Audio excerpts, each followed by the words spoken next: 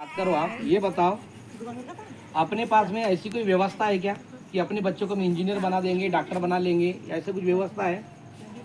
अपन लोग बच्चों को सपने दिखाते हैं ना कि बेटा तू क्या बनेगा, तो अपन बोलते बेटा यानी डॉक्टर बनेगा, वो खुद बोलता है डॉक्टर बनेगा, लेकिन अपन उतने सक्षम है कि उनको डॉक्टर बनाने में। या फिर कोई क्या बोलते इंजीनियर बनेगा, हवाई जहाज देके तो बोलते पायलट बनूंगा मम्मी, लेकिन अपन उनको झूठे सपने दिखाते हैं ना।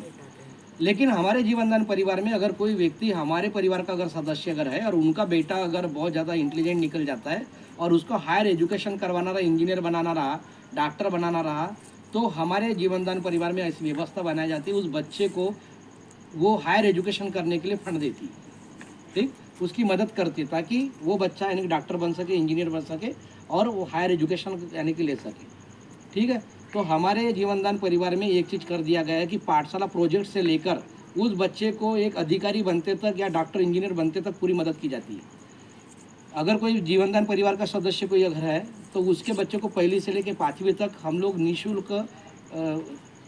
ट्यूशन की व्यवस्था करवाते हैं, ठीक है।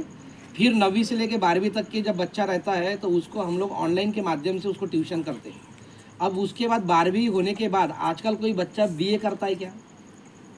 आजकल सीधा कॉम्पिटिशन एग्जाम की तैयारी करते हैं, है ना, या तो इंजीनियर बनेगा या तो डॉक्टर की, है ना। अब इंजीनियर बनाने के लिए और डॉक्टर बनने के लिए अगर उसने एग्ज़ाम अगर दिया है और वो बेटा उस बेटे ने अगर वो एग्ज़ाम क्वालिफाई कर लिया, लेकिन कभी होता क्या है कुछ कट ऑफ के कारण अंक आगे पीछे हो जाते हैं, तो उसका गवर्नमेंट कॉलेज में एडमिशन नहीं हुआ, तो उस कंडीशन में अपन लोग क्या करेंगे?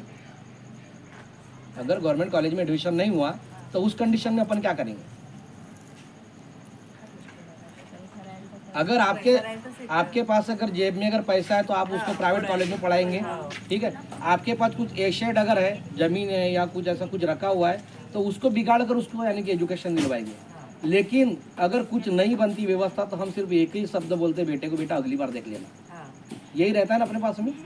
तो उस कंडीशन में हमारी संस्था क्या करती है, आपको पहले तो बेटे को ट्यूशन पढ़ा दिया पहली तक, उसके बाद 9वीं से 12वीं तक के फिर ट्यूशन पढ़ा देंगे ऑनलाइन के माध्यम से, और वो बेटा जब यानी कि 12वीं के बाद जब कोई एग्ज़ाम यानी कि फाइट करता है, लेकिन अच्छे अंक तो अच्छा है उसके, लेकिन कुछ कटाव के कारण आगे पीछे हो जाते हैं, तो उसका गवर्नमेंट कॉलेज में एडमिशन नहीं होता, तो उस समय प्राइवेट में पढ़ाने के लिए हमारी संस्था यहाँ से आपको एजुकेशन डोनेशन देती है।